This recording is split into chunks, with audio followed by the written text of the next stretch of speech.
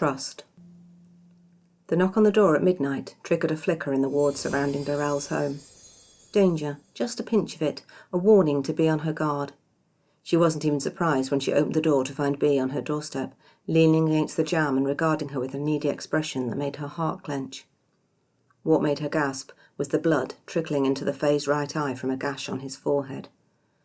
"I'm so sorry. It wasn't safe to go anywhere else."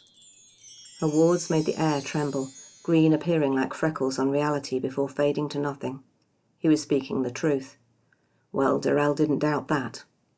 The belief that the Fae couldn't lie wasn't entirely accurate. They could be mistaken, same as anyone.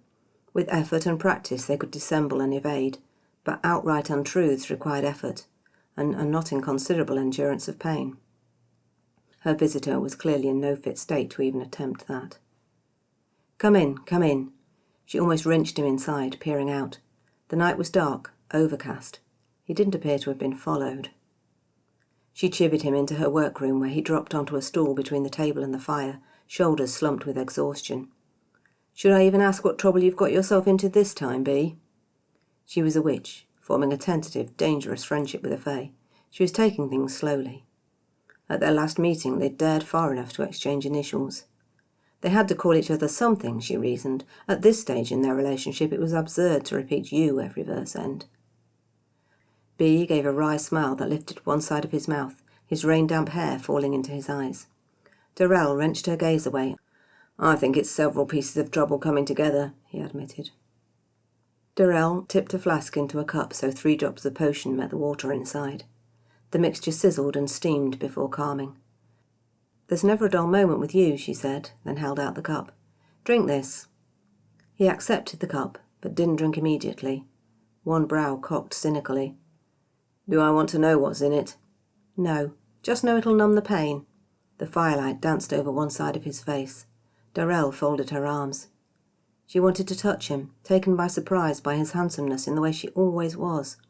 It was as though her rational mind talked her out of her attraction when he walked away, and she was hit harder each time their paths crossed once again. And their paths always crossed. It was as though they couldn't help themselves. Her hands clenched to fists. Perhaps they didn't want to help themselves. Perhaps they both needed to decide how much trouble they were prepared to step into. "Can I trust you?" His gaze met hers, eyes dancing, glittering brighter than the fire. "You wouldn't have knocked on my door if you didn't know that was true." The air crackled between them. The woods groaned, another warning. Not that Darrell needed it. She sighed. She needed to touch him, but for his sake, not her own. He downed the drink with a shudder and a grimace. "You're right. I don't want to know what's in it." "Let's get this over before it wears off." She rounded the table and crouched in front of him. Bea held still. Their eyes met. Trust. It was almost impossible between a Fae and a witch, but they'd managed it. Fragments over time twisting together into a fragile thread. She wouldn't hurt him. If he didn't know that by now, well, then tonight would prove it.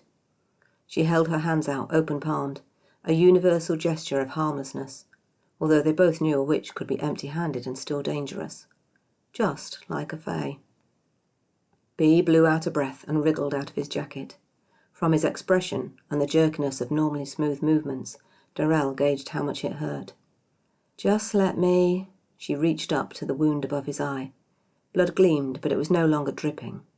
She muttered the words of the spell as her fingers hovered over the cut, fingertips brushing the skin for the barest moment, flesh knitting back together where she commanded. Bea hissed, then sighed, eyes closing. This close, she noted the sleepless bruises beneath his eyes. She couldn't resist, touching there too, muttering the words that chased away fatigue and placed it with energy.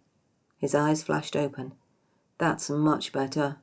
His eyes were so blue. Darrell's gaze lowered, afraid to hold his any longer. "You're not leaving until you're properly fixed," Darrell said, taking refuge in teasing. "I have my reputation to think of." "You're a hard woman," he muttered. The wards painted the air with red freckles, and her lips twisted. He reached behind himself and wrenched his shirt over his head. The action revealed an expanse of pale, smooth flesh, and Darrell's breath caught. The temptation to throw caution to the wind had never been more powerful. Her wards whispered around her. She cleared her throat and concentrated on her work. His ribs were mottled with bruises. She could almost trace the blows, the pattern they made across his skin. Darrell bit her lip. "What were you doing on this side of the veil anyway?" she grumbled. Bea cleared his throat.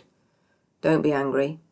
She huffed, waiting, fingertips poised a fraction above his skin. "I wanted to see you." "You're a fool." "You said you wouldn't be angry."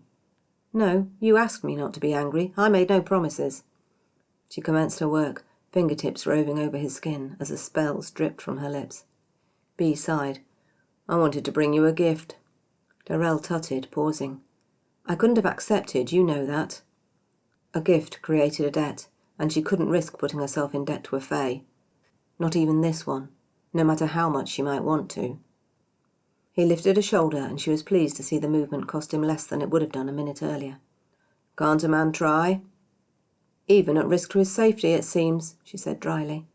She completed her work and sat back. "How does that feel?" "Amazing." He rolled both shoulders, lifted his arms overhead and stretched. "I'll recommend you to all my friends." Darrell let her lips curve. "Please don't." "No." He put a finger beneath her chin, tilting her face so they looked into each other's eyes. "I don't want to share you." More green freckles danced in the air. Her heart stuttered and beat faster. It was harder to breathe than it should be, as though she'd forgotten the knack. "You should leave," she told him, without making any effort to move away. "Thank you." He spoke the words softly, unlike the gasp Darrell gave in response. Thanks. From a fae. It was a sign of trust she'd never imagined he would give. "What?" His lips quirked. "I'm in your debt, inarguably," he murmured. "Witches don't operate that way, you know that." "I know that I want to kiss you." His voice was a whisper of temptation, sweet and intoxicating. "Please." The wards rattled, but the air was filled with green.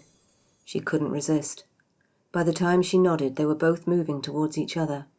Their lips brushed, soft and tender. His arms settled at her waist, hers found a home splayed against his shoulder blades, their chests forming a seam. Their mouths opened to each other, wordless promises sighed without reaching the air. Darrell tasted the warm sweetness of his mouth, elation buzzing in her veins. The wards rattled, competing with the thunder of her heart. This wasn't safe, but she didn't care about safe. If she didn't reach out, if she didn't match Bea's trust with a measure of her own, then they'd never move past this moment.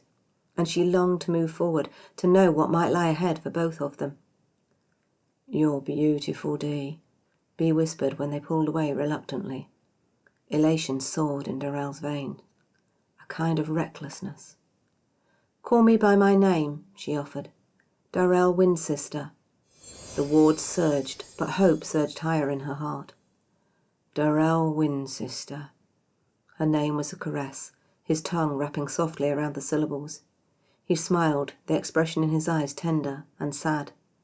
The wards rattled in sudden alarm. "Darrell Windsister, I bind you on behalf of the Fae Queen." "No!" Darrell had no time to speak her own spell, to use his trust as he turned hers against her. Her wards were useless in the face of his power, a power she'd handed willingly to him, trusting where trust should never have been placed. Her words died on her lips, silenced by his magic that wrapped tight, binding her until the Fae Queen chose to release her. "Oh, Darrell." Bea sighed as he swept the powerless witch into his arms, striding to the door to carry her beyond the veil where the Fae Queen waited. "I'm sorry." The last thing Darrell saw was the sparkle of her wards. Green. He was telling the truth. But truth had trapped her just as effectively as lies could ever have done. Thank you for listening. That was Trust by Katy Haye.